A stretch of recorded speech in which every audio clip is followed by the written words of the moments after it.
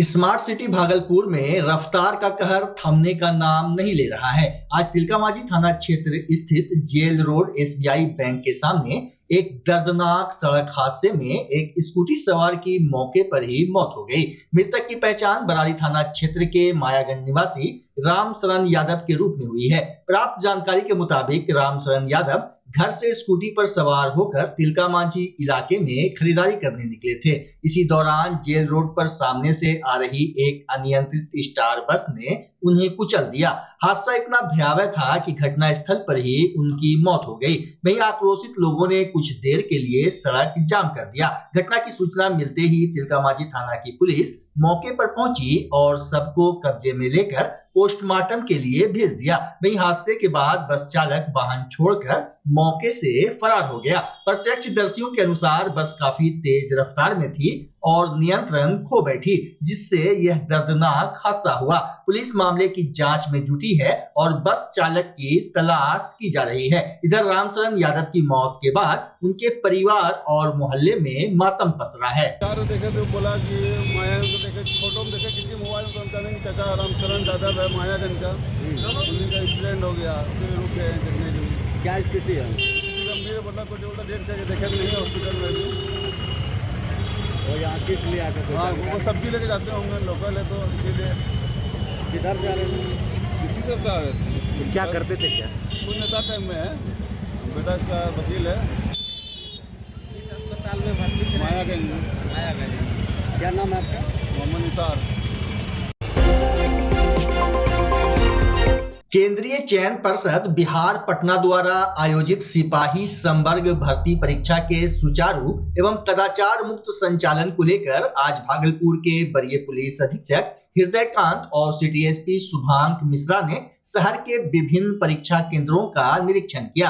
निरीक्षण के दौरान दोनों अधिकारियों ने परीक्षा केंद्रों की सुरक्षा व्यवस्था का जायजा लिया और मौके पर मौजूद पुलिस पदाधिकारियों एवं कर्मियों को आवश्यक दिशा निर्देश दिए। एसएसपी ने स्पष्ट रूप से कहा कि परीक्षा में किसी भी प्रकार की गड़बड़ी या कदाचार को बर्दाश्त नहीं किया जाएगा। साथ ही परीक्षा केंद्रों पर सीसीटीवी कैमरे, मोबाइल जैमर और पर्याप्त संख्या में सुरक्षा कर्मियों की तैनाती सुनिश्चित की गई है। पुलिस प्रशासन की ओर से परीक्षार्थियों की तलाशी से लेकर केंद्र के आसपास की सुरक्षा व्यवस्था को भी चौक चौबंद रखा गया है। सिटी एसपी ने कहा कि शांतिपूर्ण और निष्पक्ष परीक्षा कराना पुलिस प्रशासन की सर्वोच्च प्राथमिकता है और इसके लिए पूरी तैयारी की गई है। दोनों अधिकारियों ने अभ्यर्थियों से भी सहयोग की अपील की। भागलपुर शहर के व्यस्तम इलाके कचहरी चौक पर बुधवार को एक बड़ा हादसा टल गया। कैदी को लेकर कोर्ट आ रही एक सरकारी वाहन ने अनियंत्रित होकर करनी सेना के जिला अध्यक्ष रंजीत सोलंकी की कार में जोरदार टक्कर मार दी। इस टक्कर से उनकी कार बुरी तरह क्षतिग्रस्त हो गई। घटना के समय रंजीत सोलंकी खुद कार में मौजूद थे। गनीमत रही कि इस हादसे में किसी को कोई शारीरिक चोट नहीं आई और कार में बैठे सभी लोग सुरक्षित बच गए। हादसे के बाद रंजीत सोलंकी ने कड़ी प्रतिक्रिया दी। उन्होंने कहा कि सरकारी वाहनों की समय पर सर्विस और देखरेख नहीं की जाती है, जिसके कारण इस तरह की घटनाएं होती है। उन्होंने प्रशासन से इस मामले को गंभीरता से लेने की मांग की है। वही घटना के कारण कुछ देर तक कचहरी चौक पर अफरा तफरी और जाम की स्थिति बनी रही। मौके पर पहुंची पुलिस ने स्थिति को नियंत्रण में लिया।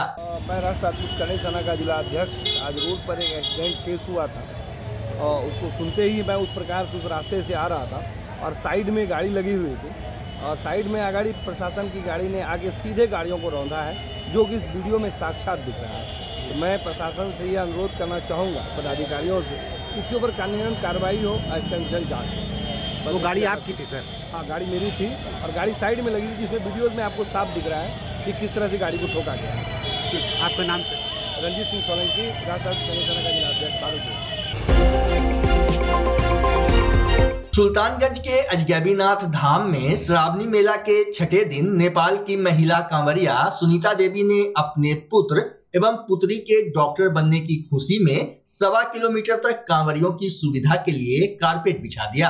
वहीं नेपाल की महिला कांवरिया ने बताया कि वह सरकारी नर्स के रूप में कार्यरत है, लेकिन वह अपने पुत्र और पुत्री के डॉक्टर बनने की खुशी में कांवरिया मार्ग में कारपेट बिछवा रही है। उन्होंने कहा कि उनकी बेटी और बेटा दोनों अमेरिका में डॉक्टर के पद पर कार्यरत हैं।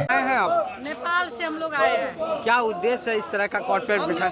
कमरिया के अच्छा होगा, सुविधा के लिए बाबा को धाम सब जाते हैं, बाबा को सबको कल्याण करेगा, हम लोग को बाल बच्चा का कल्याण। मेरा भी बेटी है, बेटा है, MD कर रहा है अमेरिका में।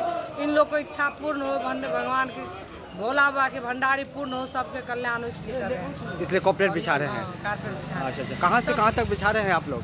1.25 किलोमीटर तक बिछाएंगे, पुल तक ऊपर तक जाएंगे हम लोग। क्या नाम बताएं? सुनीता यादव, राजविराज, सप्तरी, नेपाल। सावन मेले के दौरान कांवरियों की सुरक्षा में तैनात आपदा मित्र अभय राज का शव मंगलवार की शाम गंगा नदी से बरामद कर लिया गया। बता दें कि 12 जुलाई को गंगा नदी में डूबे अभय राज की खोजबीन लगातार 72 घंटे से जारी थी, जो मंगलवार शाम करीब 4 बजे समाप्त हुई। नगर परिषद सुल्तानगंज के वार्ड संख्या 24 स्थित शाहाबाद निवासी पप्पू शर्मा के 23 वर्षीय पुत्र अभय राज नमामि गंगे घाट पर आपदा मित्र के तौर पर तैनात थे। ड्यूटी के दौरान वह अचानक गंगा की धारा में लापता हो गए थे, जिसके बाद से नगर परिषद, SDRF और स्थानीय पुलिस की टीम लगातार उनकी खोजबीन में जुटी हुई थी। वहीं नगर परिषद सुरक्षा नौका टीम 2 के सदस्य सूरज कुमार ने बताया कि मंगलवार को जेट्टी के नीचे एक शव फंसा होने की सूचना सभापति राजकुमार गुड्डू को दी गई। सूचना मिलते ही सभापति ने थाना अध्यक्ष मृत्युंजय कुमार और SDRF टीम को इसकी जानकारी दी। इसके बाद बड़ी नाव की मदद से जेट्टी को गंगा की धार में ले जाया गया और शव को मुक्ति धाम के किनारे लाया गया।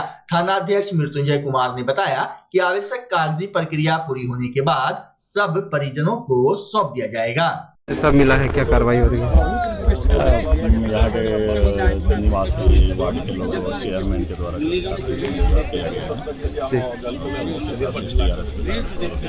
गई है, आगे की कार्रवाई। पोस्टमार्टम के लिए आज भेजेंगे सर? हाँ, आज जाएगी और DM साहब से रिक्वेस्ट किया गया कि आज इसका पोस्टमार्टम करा दिया जाए। अभी 5 बजने वाला है। कब सब मिला था सर? कितने बजे? आधे घंटे पहले।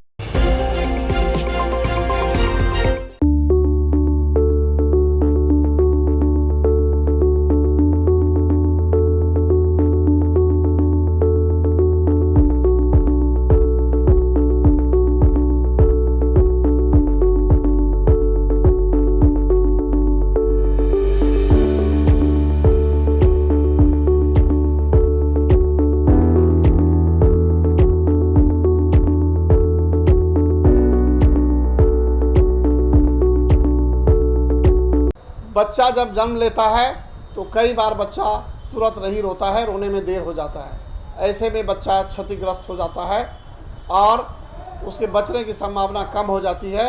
और यदि बचा तो भविष्य में उसमें विकलांगता की समस्या आती है, जिसे CP कहते हैं, जिसका कोई माकूल इलाज नहीं है और ज़िंदगी भर बच्चा विकलांगता से जूझ सकता है। ऐसे में पूरे संसार में कूलिंग थेरेपी का सहारा लिया जाता है।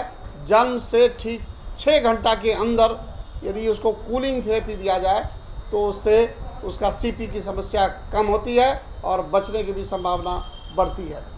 पहली बार बिहार झारखंड में आपके शहर के स्नेह नवजात शिशु बाल सेवा केंद्र में यह मशीन उपलब्ध है।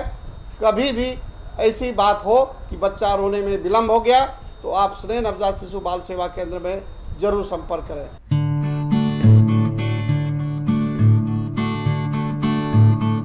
रिंकू LED बल्ब, एक बार लाओ और चलाते ही जाओ। हमारे LED बल्ब्स है क्वालिटी में नंबर 1 और एनर्जी एफिशिएंट, जो रखे एनवायरनमेंट और आपके बिजली के बिल दोनों का ख्याल। रिंकू LED बल्ब के साथ एनर्जी बचाओ और बिल घटाओ। ये है पावर सेविंग लाइट जो चले लंबे समय तक और रखे आपके घर को रोशन। हमारे यहाँ LED लाइट्स मिलते हैं एक व्यापक रेंज में, जो आपकी हर जरूरत को पूरा करेगी। लेकिन यही नहीं, हमारे LED लाइट सिर्फ चमकदार नहीं बल्कि एनवायरनमेंट फ्रेंडली भी है। तो आज ही लाओ रिंकू LED LED बल्ब और पाओ 1 साल की वारंटी का भरोसा। रिंकू LED बल्ब्स, नई जनरेशन के स्मार्ट बल्ब्स। आज ही संपर्क करें 8651063786 या मेल करें rinkooledbulb@gmail.com। हमारा पता असाननपुर, भागलपुर, बिहार 812002।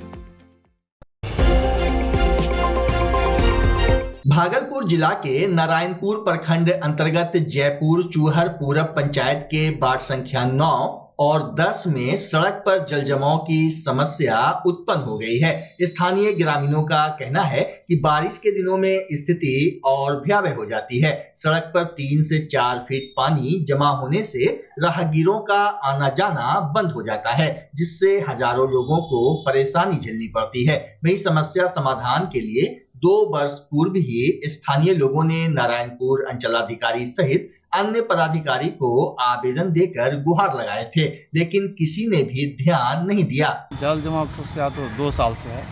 क्यों है? सरकारी जमीन का अतिक्रमण करने के कारण है ना, निकास बंद हो गया पानी का। इसके लिए आप लोग शिकायत किए हैं?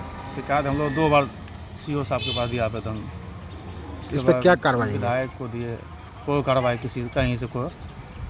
उसका मुखिया के नॉलेज में भी है बात, मुखिया भी को बोले करवाएंगे नहीं, मुखिया भी कुछ नहीं करवाया। आप लोग क्या चाहते हैं? हम लोग का यही कहना है कि इसको हटाया जाए, पानी को साफ करवाया जाए, नाला बनाया जाए, इसमें उगाही क्या करवाया जाए, मतलब गड्ढे की उड़ाई हो। हाँ, सरकारी जमीन पर। हाँ, सरकारी जमीन पर अतिक्रमण हटवाया जाए पहले।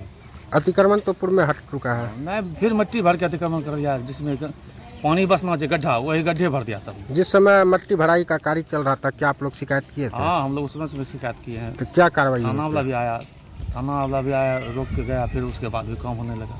से मिट्टी भराया 2-3 साल 4 साल से है। ये मिट्टी भराई कहाँ पे हुआ है? सरकारी जमीन है या रैयती है? सरकारी जमीन है। 14 नंबर। तो क्यों किया गया है मिट्टी भराई? जबरदस्ती। इसके लिए आप लोग प्रशासन के पास गए थे? प्रशासन के पास कई बार आवेदन भी लग चुका है, BDO साहब के पास, CO साहब के पास। क्या कार्रवाई है उस पर? कहाँ कोई कार्रवाई हुआ। आप लोग क्या चाहते हैं? हम लोग चाहते हैं कि इसमें जो है अतिक्रमण मुक्त किया जाए, इसके बाद जो है उड़ाही किया जाए गड्ढे का जो है खुदाई किया जाए। साल से क्यों है? ये सामने जो मिट्टी जो भरा है ना, रमोतार सिंह, छत्तीस सिंह, इस वजह से जो है कि पानी का जल जमा हो गया है। और उन्होंने नाली भी पाइप भी लगाए, पाइप लगाने के बाद भी पानी का निकास नहीं हो रहा है। आज मैंने कई एक बार CO साहब को भी आवेदन दिया, थाना प्रभारी को भी आवेदन दिया, SDO को नगोछिया में भी आवेदन दिया, लेकिन किसी प्रकार का सुनवाई नहीं हुआ। ये जो मिट्टी भराई का कार्य किया गया, कहाँ पे? प्राइवेट जमीन पे किया गया है या सरकारी जमीन पे किया गया? सरकारी जमीन पे।